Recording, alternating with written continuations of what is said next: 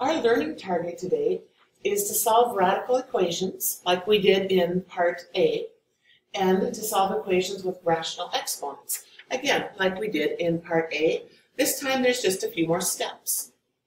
First of all, let's take a quick review of 6.5a. Remember, our first step is to isolate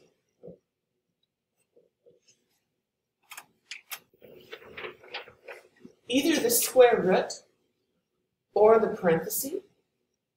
So looking at our problem, we have 2 times the square root. The opposite of multiplying by 2 is to divide by 2. And that leaves us with the square root of 3x plus 1 equals 2.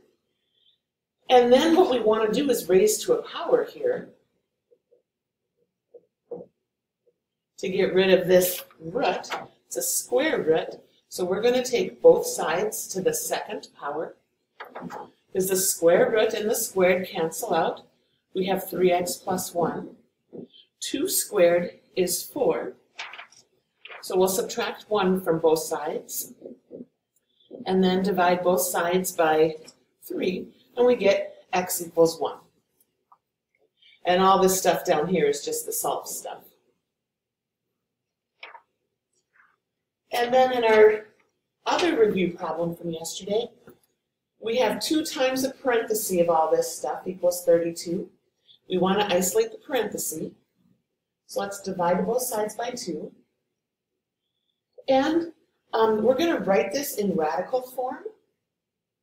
So x plus 1 to the 4/3 is going to be the cube root of x plus 1 to the 4th equals 16. So we did radical form.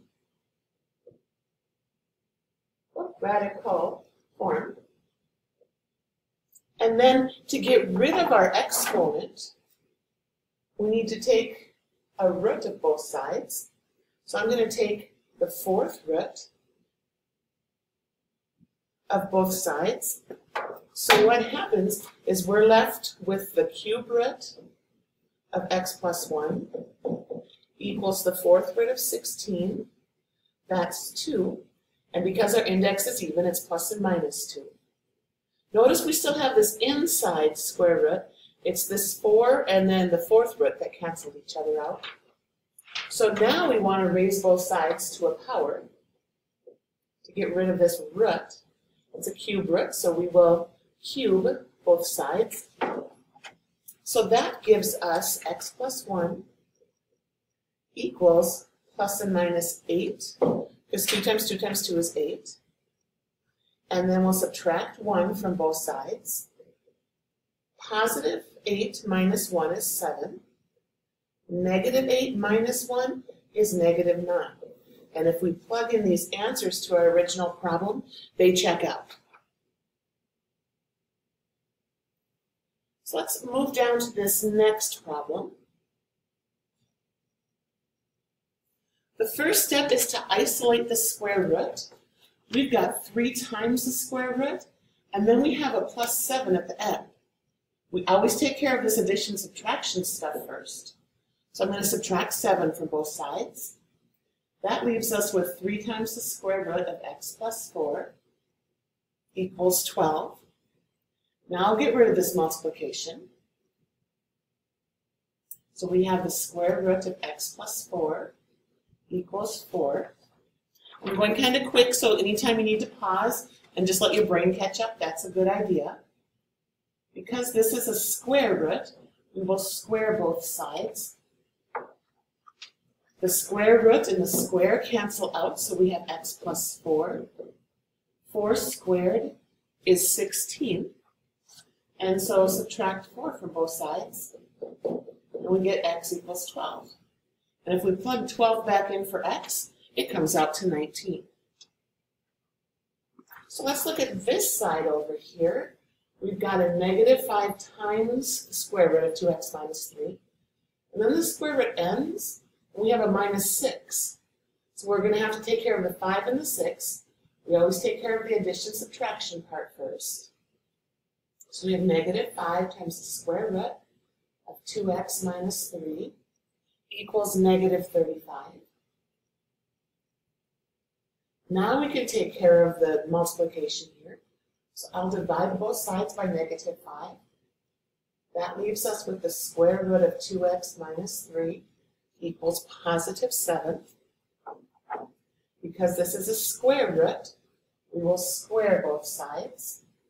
No matter what this root number is, you always do the same. The root and the power cancel out. So I get 2x minus 3 equals 49. Then I'll add the 3 to both sides.